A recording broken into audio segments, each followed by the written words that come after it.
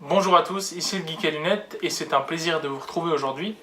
Et aujourd'hui on se retrouve pour une nouvelle vidéo et un nouveau concept, un concept qu'on nommera fin de saison.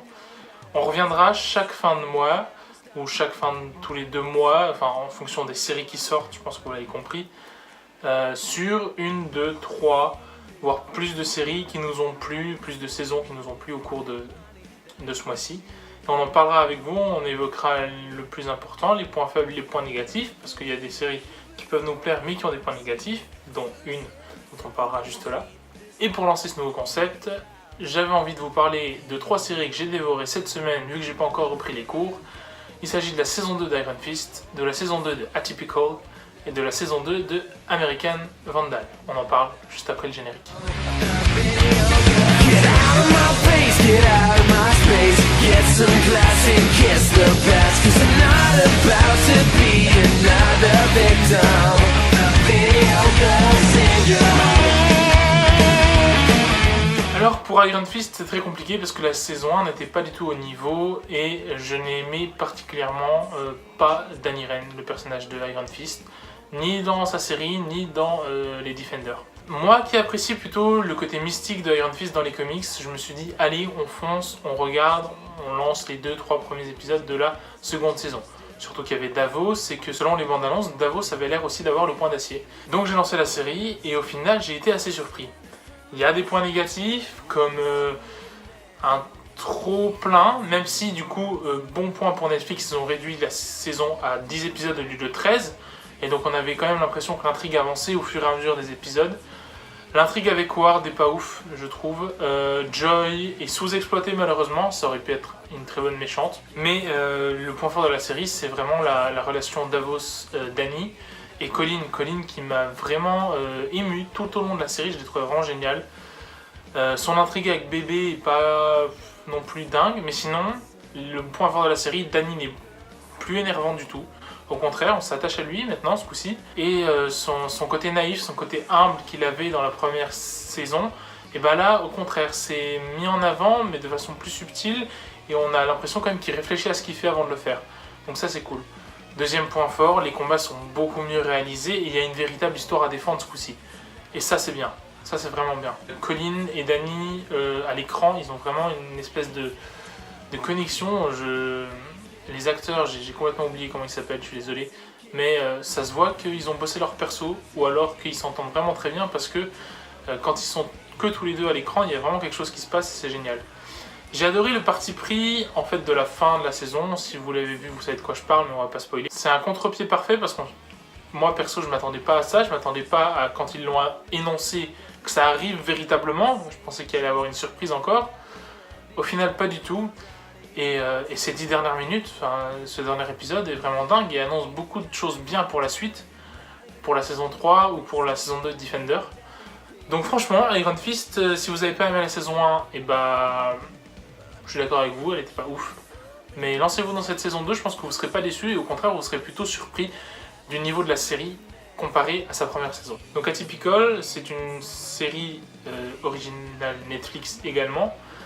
Et c'est l'histoire de Sam qui a été diagnostiqué à l'âge de 4 ans autiste, donc c'est un neuroatypique, d'où le nom de la série, Atypical. Et il va devoir, on va voir en fait sa vie évoluer avec sa famille et sa sœur, comment ça se passe au lycée, comment est-ce qu'il entretient des relations avec des neurotypiques, comment ça se passe avec sa thérapeute, donc ça c'est toute l'histoire de la saison 1. Et dans la saison 2, et ben, du coup il s'éloigne un peu de sa mère, se rapproche de son père et commence à faire ses propres choix, ses propres décisions, et ça c'est vraiment plutôt cool. Je trouve que la saison 2 est beaucoup plus élaborée. Je sais pas si c'est réellement comme ça que se comporte un autiste, un neuroatypique. Mais ça a l'air en tout cas. Il a des réactions qui ont l'air plutôt véridiques, plutôt justes. Donc ça c'est sympa.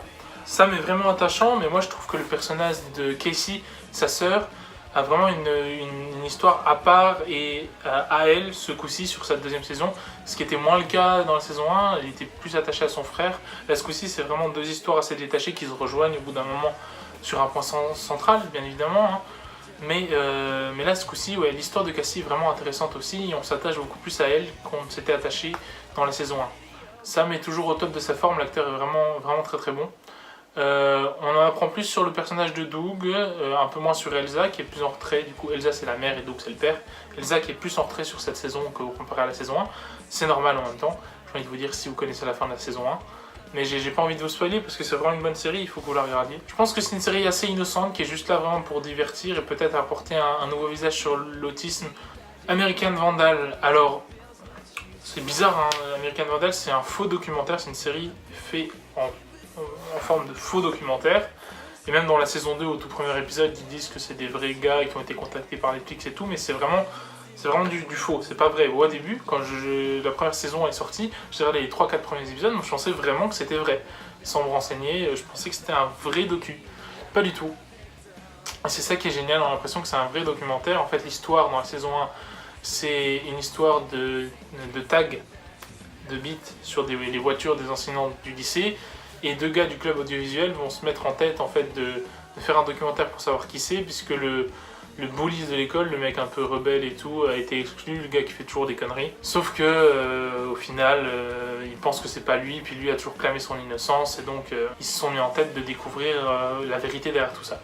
La saison 1 était vraiment bien, vraiment sympa, des retournements de situation, on s'y attendait pas, c'était vachement cool. Et je trouve que le format faux docu aussi donne beaucoup de cachet à l'œuvre et explique pourquoi on n'a pas tout ça comme une vraie série un peu thriller. Donc c'est vraiment cool d'avoir sous cet angle-là. Et la saison 2 est encore mieux parce que je trouve qu'elle attaque un sujet beaucoup plus intéressant dans la morale et dans ce qui en est fait sur le dernier épisode. J'avais pas vu venir en fait la morale qu'il y avait derrière, mais c'est important d'en parler et surtout aux jeunes personnes qui sont la cible de Netflix et la cible de ce genre de série, parce que là, dans la deuxième saison, le gars se fait appeler le chieur masqué et en fait il provoque des diarrhées.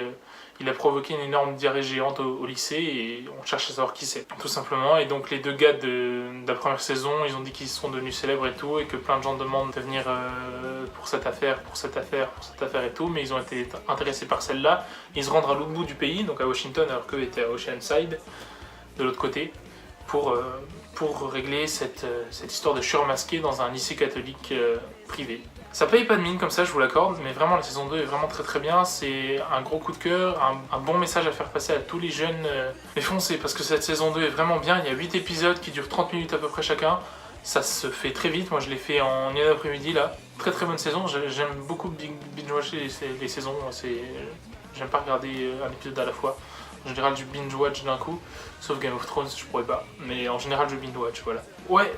American Vandal saison 2, très très bon, et bah écoutez, moi j'attends qu'une saison 3 pour American Vandal et pour Atypical aussi. Netflix fait des bonnes saisons et fait aussi des bons films, en témoigne ce qui s'est passé à Venise, avec le film, oui, d'Alfonso Cuarón, c'est ça, qui a été récompensé. Et puis là il y a le nouveau film des frères Coen avec Liam Neeson, James Franco, enfin voilà, ils font aussi des trucs un peu nuls, type Kissing Booth ou Sierra Burgess. Tous les garçons que j'ai aimés, celle-là était sympa.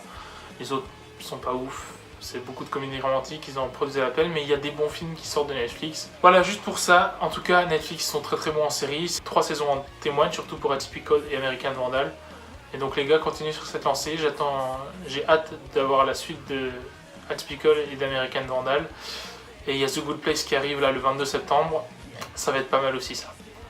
Voilà, écoutez, dites-moi si ce format de fin de saison vous plaît. On en fera d'autres, sûrement. De toute façon, il y a pas mal de séries qui sortent cette année et j'ai pas mal de temps. C'était le Geek à lunettes. Je vous dis à la prochaine. N'hésitez pas à vous abonner, à me dire vous ce que vous avez pensé des saisons. On peut en débattre et spoiler dans les commentaires, il n'y a pas de souci.